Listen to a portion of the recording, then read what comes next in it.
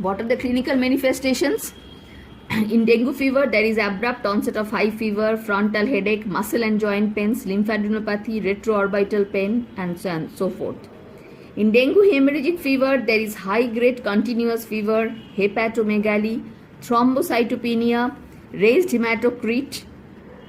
And what happens? There is another clinical condition known as dengue shock syndrome. Here, all the above criteria of dengue hemorrhagic fever are present, and in addition, manifestations of shock are present. That is, patient presents with weak pulse, narrow pulse pressure, cold and clammy skin, and restlessness.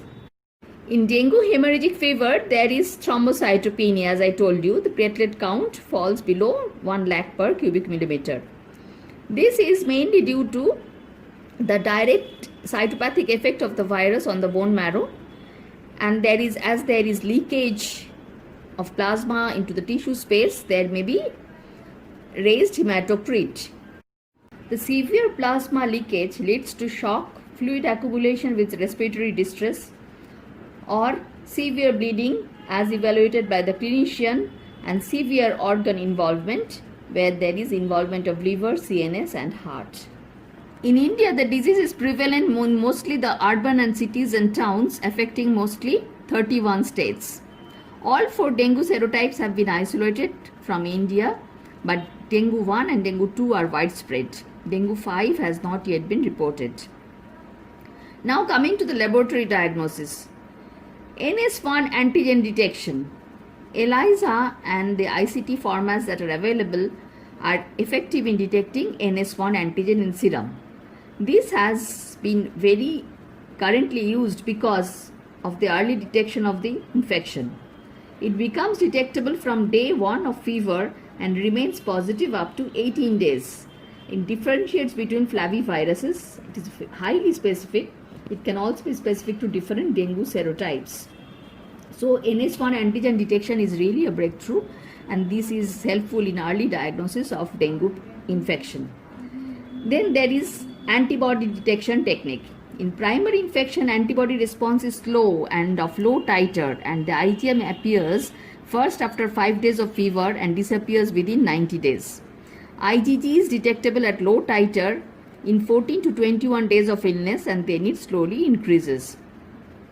In secondary infection, IgG antibody titers rise rapidly.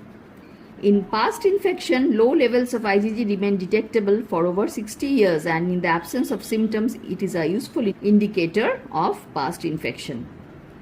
ELISA.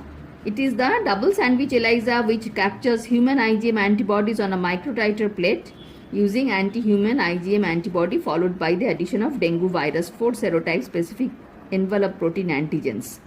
IgG specific ELISA format is also available separately. Other antibody detection assays used previously are heme agglutination inhibition and complement fixation test.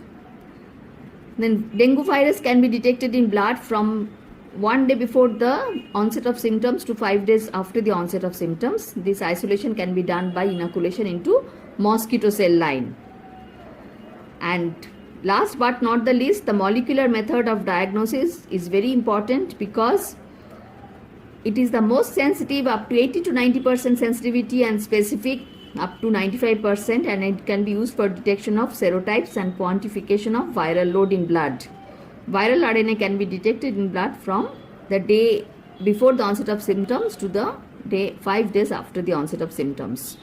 A negative PCR result is interpreted as indeterminate, and so it is to be confirmed later by serological test after the 5th day of illness. Even genotype detection is possible.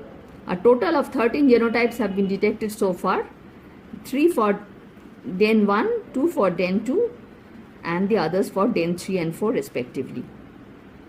Dengue virus keeps undergoing genetic alterations leading to introduction of new genotypes and also a shift between the existing genotype lineages. Now we are coming to the vaccine. In India, still now there is no vaccine available, but a tetravalent dengue vaccine has been evolved. It is a chimeric yellow fever dengue live attenuated vaccine. in which the target genes of all 4 dengue serotypes are integrated by the recombinant technique. It is indicated for 9 to 45 years of age group. 3 injections are given 0.5 ml subcutaneously at 6-month intervals. It is available as lyophilized form. Contraindications: allergic reactions to vaccine, and immunodeficient individuals, pregnant and breastfeeding women. Currently, the vaccine is approved in Mexico, Philippines, Brazil, Indonesia, Thailand, and Singapore. In India, it is still not available.